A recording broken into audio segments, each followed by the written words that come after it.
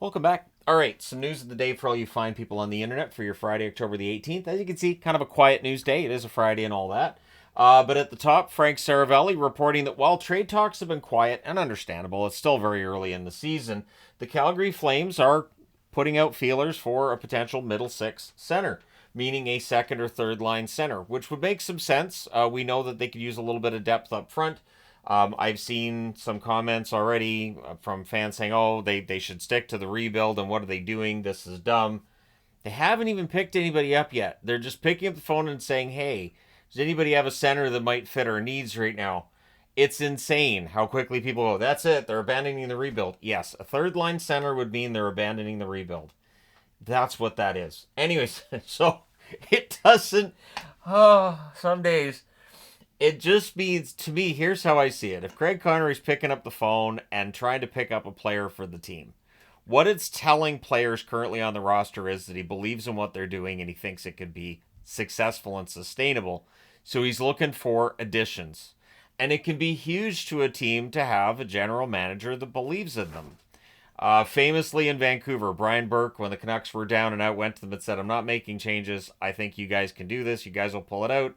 And they did. They rallied. They ended up in the playoffs. So a general manager letting players know, hey, look, I believe in you guys, or I'm looking to add to this group because I think we could do this. It can have a real positive effect. And while that may drive Flames fans insane, the reality is that yes, there's some sort of retool rebuild going on in Calgary. But as I've pointed out, they didn't get rid of everybody. Kadri's still there. Coleman's still there. They still got Huberto. You've still got some good veterans there. If you can add to the lineup, why not? So I think this could be, a good sign that Craig Conroy believes in the team, or at least wants them to know. So again, it doesn't mean they're abandoning the rebuild, man. I've never seen ever where it's like, well, this team was in a rebuild and then they added a third line center and that ended the rebuild. I know. All right, but anyways, let me know your thoughts as to who would work. Maybe a contract another team would be wanting to rid itself of that Calgary could take on, that kind of thing. Just let me know your thoughts. And then we move on to Montreal. So I'm wearing a Montreal, this is of course a throwback jersey and the Montreal reverse retro hat. They recalled Mayu. Now, initially when this happened this morning, it looked like it might be for Matheson, who exited last night's game early. That does not appear to be the case. While Matheson wasn't at practice today, that was considered a maintenance day more than injury. And it is Caden Guhle, who has an upper body injury, did not travel with the team to New York, and he is considered day to day. So we'll see how long he's out. But Guhle is a huge part of that blue line, so they're not going to want him to be out for very long. Slavkovsky may miss tomorrow's game too. He's considered kind of a game time decision. His status is up in the air for that game against the Islanders.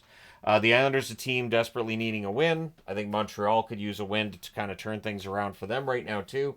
So it should be a fun game. But if they don't have Slavkovsky and they don't have Guhle, I kind of like the Islanders in that game. Bally Sports, the storyline that has kind of meandered and we've been waiting to see what the resolution would be. Well, Bally Sports becomes FanDuel Sports October 21st. So, yay, the gambling companies are taking over the broadcasters. That's only going to be a good thing, right? All right, so as long as it helps people see their team play hockey or whatever sport that your team plays that Bally currently carries, Bally Sports becoming FanDuel Sports on October 21st should help to steady that ship and mean that you don't lose the ability to see your team play. So let me know your thoughts about it becoming FanDuel. And all I could think when I saw this was, yeah, I don't see the FanDuel logo enough as it is. I don't see it often enough. I need to see it more. That's what we need. But anyways, yeah, let me know your thoughts on that one. I wonder if they'll keep the Bally Sports music at least. What do you think with that? All right, Luke Shen reaches 1,000 games. I wanted to put that on the board because, well, 1,000 games is something that a lot of players have accomplished. Luke Shen accomplishing this after spending time in the minors, after bouncing around the league as much as he has. Full round of applause for Luke Shen. The guy is an amazing player who has stuck to it. When other players might have considered Europe or might have thought, well, I don't know if this hockey's for me, Luke Shen's continued to plug away at it, and he's reached 1,000 games. So yeah, kudos to him for that. Sticking with Nashville, Jonathan Marchessault feels the team's a bit fragile. And there was discussion of the fact that we did see them as a contending team in the before the season got started, really, based on the acquisitions of Marchessault, of Shea, and of Stamkos. And maybe they're squeezing their sticks a little bit too hard. Maybe they're a little bit more, tense, trying to do a little bit too much out there. So the coach, the team, everybody's saying all the right things right now with Nashville. The problem is they are 0-4 to start the season, so they need to get that turned around. Let me know what you guys think about what needs to be done to turn things around. I haven't done a video on Nashville yet, but if they have a rough weekend, there'll likely be a video coming on Nashville soon enough. Because, yeah, I mean, Barry Trotz went out and he spent money to bring these guys in, and so far he is not getting the return on that investment that he might want. Connor McDavid, so as he continues to rewrite record books, he may rewrite a record for the Oilers soon. He has 70 game-winning goals. He had the game winner last night against Nashville, I do believe. And he is second in team history. Glenn Anderson, the all-time leader in game-winning goals for the Oilers, was 72. That's a good trivia answer right there, because I don't think people would pick Glenn Anderson. People would pick Gretzky. They might pick Messier, maybe Ryan Smith. I don't think Glenn Anderson would necessarily be front of mind there. But McDavid's going to have that record soon enough anyways. So the Oilers seem to be turning around that slow start. They did it last night at the expense of the Nashville Predators. But we'll see whether or not the Oilers can keep this going. And in Utah news, and yep, that's another brand new magnet I'm using for Utah because they're going to be the Yeti. We know this. So picking ones that's close to Yeti, it's Yeti adjacent. Coach Andre Tourney says that Marino is months away from returning. So John Marino, a big addition on that blue line, has not debuted as of yet. And apparently it's going to be months longer before we see that take place. So let me know your thoughts in the comment section below regarding this and how you figure this is going to negatively impact that blue line. I think their blue line's been okay.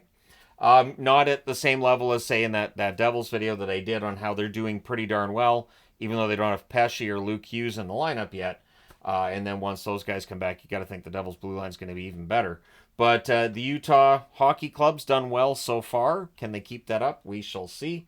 I could put a poll on the channel, I guess, on which of the fast starts people believe and which ones people don't. I could do a bunch of polls, to be honest, but hey, let me know your thoughts in the comment section below. If you're a Montreal fan, are you concerned with Guhle being out? You're like, it's day to day, it's not necessarily a big deal. Keep in mind that Montreal currently 2-3 on the season, so they're going to want to make sure that their lineup's healthy, or they could fall further out of the race. And if you're a Flames fan, let me know your idea on whether or not they should go after another forward, or do you think just ride it out and stick with what you've got? Again, if they pick up a player who's got a contract that team's looking to get rid of, they could even add a draft pick. Like, I don't understand this whole, that's it, they're blowing up the rebuild. Guys get draft picks for taking players all the time, so I don't see any reason why that couldn't be the case here. But thank you guys so much for all your support as always. It's going to be a busy weekend, but it should be a fun one. Thank you guys so much. Hit like and subscribe if you haven't done so already. I will talk to you again soon.